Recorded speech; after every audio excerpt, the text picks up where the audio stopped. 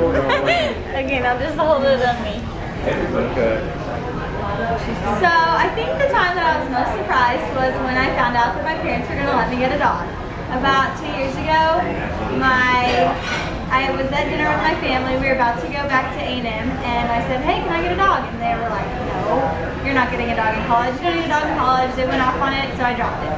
And then a couple weeks later, when I was at college, I called up my dad and said, hey, can I get a Bernese Mountain Dog? And he was like, no, that dog is way too big for you. You don't need that.